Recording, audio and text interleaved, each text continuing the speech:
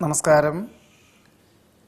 ഈ മാർച്ച് മാസത്തിൽ രോഹിണി നക്ഷത്രത്തിൽ ജനിച്ചവർക്ക് വിശ്വസ്ത സേവനത്തിന് പ്രശസ്തി പത്രം ലഭിക്കുന്നത് വഴി സമാധാനം, സ്വസ്ഥത എന്നിവ ഉണ്ടായിത്തീരും. പദ്ധതി സമർപ്പണത്തിൽ ലക്ഷ്യപ്രാപ്തി നേടും. വ്യാവസായികമായിട്ടുള്ള മേഖലകളിൽ ഉൽപാദന നിലവാരം വർദ്ധിക്കുന്നത് വഴി വിതരണ മേഖലകൾ വിപുലീകരിക്കുവാൻ വേണ്ട നിർദ്ദേശങ്ങൾ നൽകുവാനുള്ള യോഗം കാണുന്നുണ്ട്. സന്ധി സംഭാഷണത്തിൽ വിജയം കൈവരിക്കും. വ്യാപാര, വിപണന, വിതരണ മേഖലകളോട് ബന്ധപ്പെട്ടതായിട്ടുള്ള പദ്ധതി സമർപ്പണങ്ങളിലെല്ലാം അനുകൂലമായ വിജയം കൈവരിക്കും. പുതിയ ഗൃഹം വാങ്ങുവാനായിട്ട്, പണി ചെയ്തു വരുന്ന ഗൃഹം വാങ്ങുവാനായിട്ട് പ്രാഥമിക സംഖ്യ കൊടുത്ത് കരാർ എഴുതുവാനുള്ള യോഗം കാണുന്നു. മക്കളോടൊപ്പം അന്യദേശത്തോ വിദേശത്തോ മാസങ്ങളോളം താമസിക്കുവാൻ, യാത്ര പുറപ്പെടുവാനുള്ള അവസരം ഉണ്ടായിത്തീരും.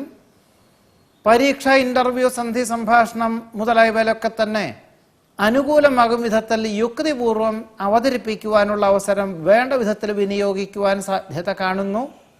സഹജമായിട്ടുള്ള കഴിവുകൾക്ക് അംഗീകാരം ലഭിക്കും. സംഭവ ബഹുലമായിട്ടുള്ള വിഷയങ്ങളെ നിഷ്പ്രയാസം അഭിമുഖീകരിക്കുവാനും ഏതൊരു സങ്കീർണമായിട്ടുള്ള വിഷയങ്ങൾക്കും അനുകൂലമായ ലക്ഷ്യപ്രാപ്തിയിലെത്തിക്കുവാനും അവസരം ഉണ്ടായിത്തീരും. ഭൂരിപക്ഷ അഭിപ്രായം മാനിച്ച് യുക്തിപൂർവം ചിന്തിച്ചു പ്രവർത്തിക്കുന്ന കാര്യങ്ങളിൽ പൂർണ്ണ വിജയം കൈവരിക്കുവാനും ആഗ്രഹിക്കുന്ന കാര്യങ്ങളെല്ലാം ലക്ഷ്യപ്രാപ്തി നേടുവാനും അവസരം ഉണ്ടായിത്തീരും.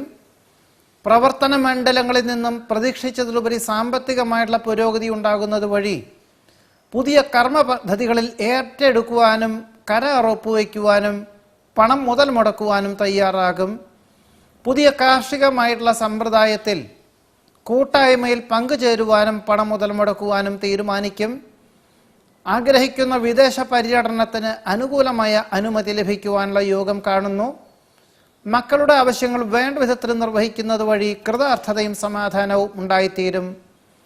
അവധിയെടുത്ത് ആരാധനാലയത്തിലെ ഉത്സവാഘോഷങ്ങളിൽ പങ്കെടുക്കുവാനും ആരാധനാലയത്തിലെ പുനരുദ്ധാരണ പ്രവർത്തികൾക്ക് സാമ്പത്തികമായിട്ടുള്ള സഹായം ചെയ്യുവാനുമുള്ള അവസരവും രോഹിണി നക്ഷത്രക്കാർക്ക് ഈ മാർച്ച് മാസത്തിൽ വന്നു ചേരുവാനുള്ള യോഗമുണ്ട്.